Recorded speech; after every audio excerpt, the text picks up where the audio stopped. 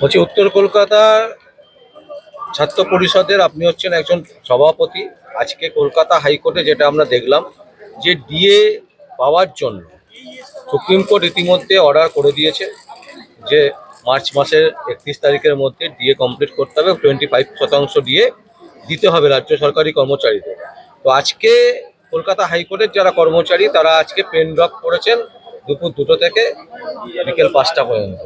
মানে কি বলছেন, ডিএ কি आदौ পাবে?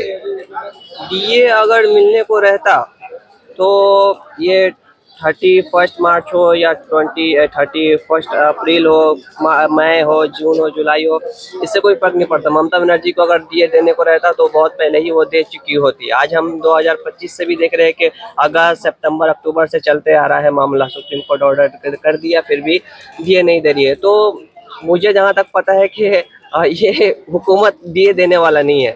ये हुकूमत ना डीए देगा, ना जो छात्र है, जो न्यू फ्यूचर है देश का, जो आने वाला जनरेशन है, बच्चे लोग, वो स्टडी करने के बाद, अपने कंप्लीट करने के बाद अगर वो आगे बढ़ते हैं तो क्या स्कोप है बंगाल में। अगर हम माध्यमिक करते हैं या एचएस करते हैं या ग्रेजुएशन करते हैं तो मेरा क्या स्कोप है कि हुकूमत देगा जॉब? नहीं देगा, कोई स्कोप नहीं है बंगाल में। ममता बनर्जी सब बेच करके खा गई है ना।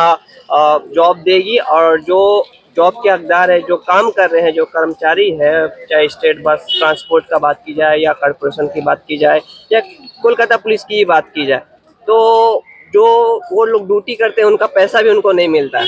तो ये है चोर पार्टी। टीएमसी जो है बेच करके पूरा बंगाल को खा ली है। अब रहा बात के डीए का, तो ये डीए हुकूमत देगा नहीं। इस हुकूमत को हमें चाहिए कि इस हुकूमत को ख़त्म करे यहीं पे।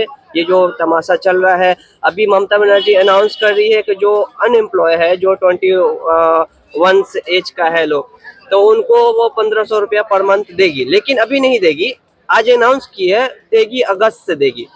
तो अगर आज अनाउंस किए तो आज से दो, और अगर आज से नहीं देना है तो अनाउंस अगस्त में किए तो अगस्त से बोलो। आज क्यों कर रही हो? वोट लेने के लिए?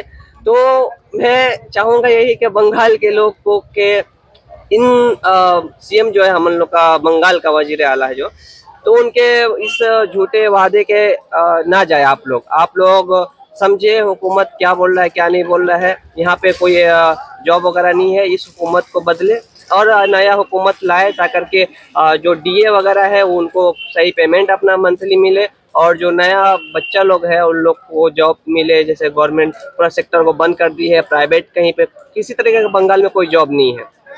সুপ্রিম কোর্ট তো অর্ডার দিয়েছে, মানে মার্চের মধ্যে ডিএ 25% দিতে হবে। তাহলে আপনি কেন বলছেন যে দিতে দেবে না? ममता बनर्जी जो है अपने एडवोकेट लोग पे करोड़ों रुपए खर्च कर रही है, लकी भंडार पे खर्च कर रही है, ये 1500 स्कैम निकाल रही है, लेकिन वो डीए नहीं दे रही है। अरे भाई, जो हकदार है पैसे का उनको पैसे दे दो ना। आप ये जो 1500 रुपए करके दे रही हो, तो जो जो लोग मेहनत कर रहे हैं, काम कर रहे हैं, उनको पैसा उनका दे दो। उनका पैसा चोरी करके आप दूसरे को दे रही हो, और बंगाल को पूरा गरीब बना कर रख दे रही हो। अगर आप 1500 रुपए आप दे रही हो अनएम्प्लॉय को, तो उनको जॉब दो ना। उनको 1500 आप क्यों दे रही हो? और हम लोग क्या 1500 लेकर के बैठे हुए हैं? हम अगर स्टडी कर रहे हैं, अपना 10 साल 20 साल स्टडी में बर्बाद कर रहे हैं, अगर लगा रहे हैं हम, तो किस लिए? 1500 रुपए के लिए। तो हम, अगर आप बोल रही हो कि 1500 रुपये आप दीजिएगा, तो आप ये बोलिए ना कि हम फ्री एजुकेशन देंगे, आप लोग पढ़ाई कीजिए, पढ़ाई करने के बाद एक अच्छा आप जॉब लीजिए, या आपको हम अच्छा जॉब देंगे। आप वो स्कैम निकालिए, ऐसा कुछ निकालिए सिस्टम। आप 1500 रुपये देने का मतलब क्या है कि आप पूरा बंगाल को गरीब बना करके भीख देने वाला काम कर रही है। तो हमें भीख नहीं चाहिए ना, हमें ये हुकूमत चाहिए। ये चीफ मिनिस्टर हमें नहीं चाहिए, हमें दूसरा चीफ मिनिस्टर चाहिए। आज अगर हम कॉलेज में जाते हैं, कॉलेज में पढ़ने के लिए, तो आज हम देखें मुर्शिदाबाद कॉलेज में कुछ टीएमसी का गुंडा लोग जो पढ़ते हैं। अगर हम कॉलेज में जा रहे हैं तालीम हासिल करने के लिए, पढ़ाई करने के लिए, लेकिन टीएमसी का गुंडा लोग वहाँ पे कुछ छात्र को ऐसे मारे कि मतलब कि एल्बो उनका डैमेज हो गया, किसी का उंगली कट गया, सर फटा। तो ये टीएमसी का राज चल रहा है। अगर टीएमसी में ना पढ़ाई है, ना जॉब है, ना पैसा है, कुछ भी नहीं है, सिर्फ गुंडागर्दी है, चोरी है, और ये सब रेपिस्ट वगैरह। जैसे आज भी आर्टिकल जो है इंसाफ मांग रहा है, ये हुकूमत के होते हुए इस हुकूमत को शर्म करना चाहिए कि एक तरफ डीए के लिए लोग चिल्ला रहे हैं, एक तरफ कॉलेज पढ़ाई के लिए भी लोग जाते हैं कॉलेज में, तो टीएमसी का गुंडागर्दी। एडमिशन के टाइम में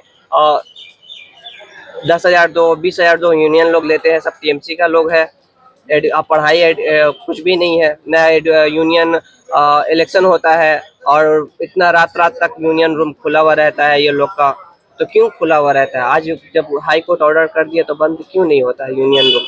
तो ये सब टीएमसी का राज है और हमें चाहिए कि इस हुकूमत को इस बार 2026 का जो सामने विधानसभा इलेक्शन है पलटाए और नया हुकूमत को लाए ताकि इस देश को तरक्की हो, बंगाल का उन्नति हो। आज दीदी जहाँ बोलती है कि बोलो जय बांग्ला, तो हम क्या देख करके बोलेंगे जय बांग्ला? आज बंगाल को पूरा दीदी खत्म कर दी है, बंगाल का हेरिटेज बिल्डिंग को, ट्राम को बंद करके रख दी है। आज तो बंगाल का हर पब्लिक अपना बेरोजगार घूम रहा है।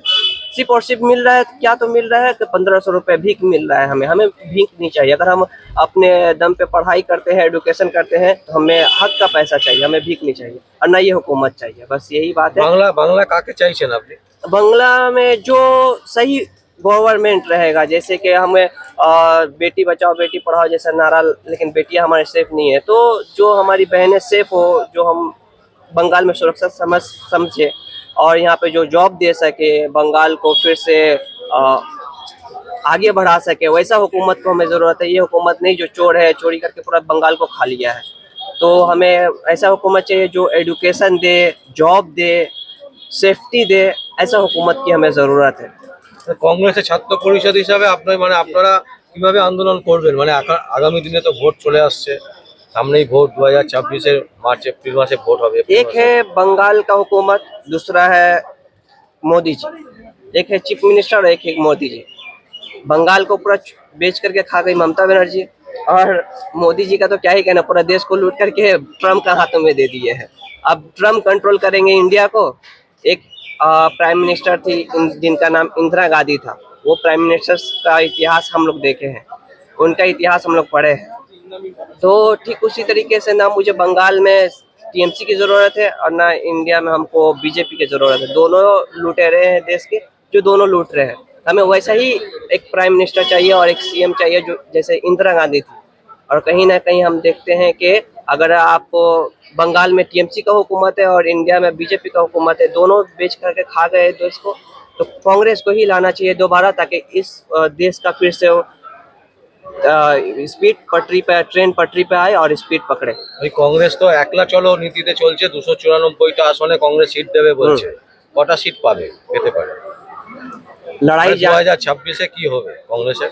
2026 में कांग्रेस आगे बढ़ेगा, लड़ाई कर रहा है। अगर हम लोग जितना चाहे, हम पब्लिक को यही बोलेंगे कि आप लोग देखिए कि बंगाल में क्या है, क्या बचा है बंगाल में।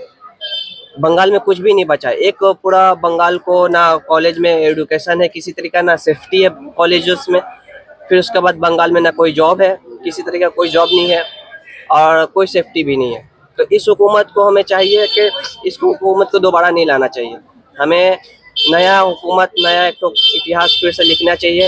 अगर कहीं ना कहीं हम देखते हैं कि कांग्रेस ही इस बंगाल के लिए या फिर इंडिया के लिए सही रहेगा, तो सामने अभी लड़ाई हमारा जारी है और यही रहेगा कोशिश कि आप लोग सब कोई इस हुकूमत को चेंज करे और कांग्रेस पार्टी को वोट दे सामने इलेक्शन में, ताकि सेफ्टी रहे, एडुकेशन रहे और जॉब रहे, ताकि बंगाल आगे बढ़ पाए।